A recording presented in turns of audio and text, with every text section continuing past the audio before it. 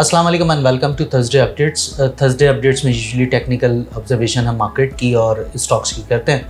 सो इसमें भी हमारी गुफ्तगू इसी तरह से रहेगी और हम प्रीवियसली जिस तरह से हमने बात करी थी मार्केट की मूविंग एवरेजेस की, सपोर्ट और रेजिस्टेंसेस की, हम अपनी बात को वहीं से ही कंटिन्यू करते हैं। उससे पहले हम जान लेते हैं कि मार्केट की परफॉर्मेंस वीक टू डेट तक, मंथ टू डेट तक और फिर कल के सेशन के अंदर स्पेशली क्या रही। सो अगर हम सबसे पहले बात करना चाहें मंथ टू डेट तक की, तो मार्केट जो है वो अगर हम मंथ टू डेट तक देखें 1 अगस्त से अब तक, सो मार्केट के अंदर एक डिक्लाइन है जो कि 0.76% का है। उसके बाद अगर हम वीकली बेसिस के ऊपर बात करना चाहें लास्ट वेडनेसडे से अब तक की, तो मार्केट के अंदर 1.92% नेगेटिव चेंज रहा है। साथ में अगर हम कल के स्पेसिफिकली डे की बात करें तो 0.62% के डिक्लाइन के साथ मार्केट कल के सेशन में इख्तिताम पजीर हुई है। सो कल का सेशन मार्केट का 1109 पॉइंट्स के डिक्लाइन के साथ क्लोज हुआ था और जो इंडेक्स का इस वक्त सस्टेनेंस है वो अपने 50 डे मूविंग एवरेज के नीचे आ चुका है।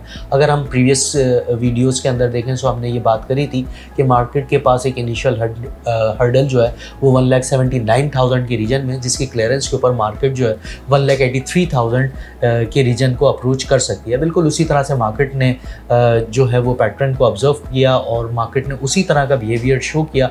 अगर हम प्रिसाइसली बात कर लें तो 1,82,300 के लगभग मार्केट ने अपना हाई पोस्ट करा और वहाँ से मार्केट की एक करेक्शन जो थी वो स्टार्ट हो गई थी। सो अभी जो है वो मार्केट अपनी करेक्टिव वेव को कंटिन्यू कर रही है और अगर हम देखें तो जो मार्केट के पास इमीडिएट बेसिस के ऊपर सपोर्ट के इंपॉर्टेंट एरियाज़ हैं 50 डे मूविंग एवरेज की ब्रीच डाउन होने की सूरत में वो 1,74,000 और 1,75,000 के रीजन में मार्केट यहाँ पर सपोर्ट ले सकती है। और अब जो रेजिस्टेंसेस के एरियाज़ हैं मार्केट के लिए, ऑब्वियसली वो रेजिस्टेंस के एरियाज़ हैं जो कि पहले मार्केट के लिए किसी सपोर्ट का सहारा ले रहे थे। मींस के 1,78,000 और 1,79,000 अब इनिशियल बेसिस के ऊपर मार्केट के लिए एक हर्डल वाला एरिया रहेगा जहां पर हमें प्रॉफिट टेकिंग भी देखने को मिल सकती है और इस रेंज का टॉप भी नज़र आ सकता है। सो इसकी क्लियरेंस के ऊपर फर्दर डोर्स ओपन हो सकते हैं अनटिल एंड अनलेस मार्केट इसी तरह की या तो कंसोलिडेशन के अंदर रह सकती है या फिर मार्केट एक साइडवेज पैटर्न को अपना सकती है। पोजीशंस को फिलहाल जो सपोर्टिव एरियाज़ हैं उनके पास एक्यूमुलेट करना चाहिए और अपने रिस्क फैक्टर को भी साथ में डिफाइन करना चाहिए। अब बढ़ते हैं हम चार्ट्स की जानिब। तो चार्ट्स में अगर हम देखना चाहें तो सबसे पहले 100 इंडेक्स की जिस तरह से हम बात कर रहे थे हम उसको आपको बता देते हैं। 100 इंडेक्स के अंदर देखिए ये मार्केट ने टॉप अपना लगाया था प्रिसाइसली अगर हम बात कर लें तो 1,82,347 का।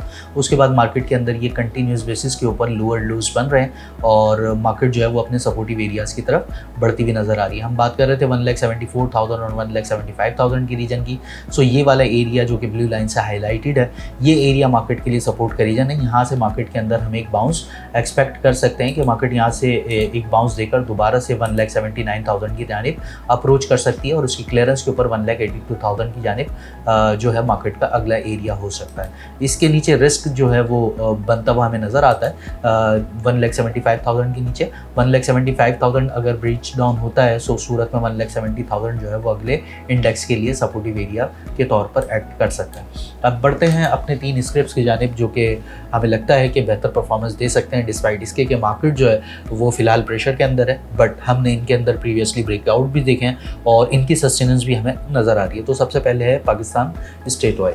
इसका हमने प्रीवियस डेज़ के अंदर ही एक ब्रेकआउट देखा जो कि 370 के रीजन में था। ये इसकी रेंज का टॉप था जो कि हम प्रीवियसली देख रहे थे। काफ़ी एक महीनों से जो है वो इसकी एक रेंज कंटिन्यू थी और इसी रेंज के अंदर ही अपनी एक्टिविटी को परफॉर्म कर रहा था। सो सिंस इसने जैसे ही अपनी इस अपसाइड की रेंज को ब्रेकअप करा, ब्रेकआउट इसका आया, सो उसके अंदर हमने एक अच्छे वॉल्यूम्स के साथ एक रन देखा और इसमें फर्दर ये रन जो है वो कंटिन्यू होता हुआ नज़र आता है। इसके लिए अब सपोर्टिव एरिया जो है पाकिस्तान स्टेट ऑयल के लिए वो 370 के रीजन में यहाँ पे पोजीशंस को बनाया जा सकता है और अपसाइड पे इसमें जो टारगेट है वो 390 से 400 के रीजन को इनिशियल बेसिस पे किया जा सकता है, जबकि आपका स्टॉप लॉस जो है वो 360 के नीचे प्लेस होना चाहिए।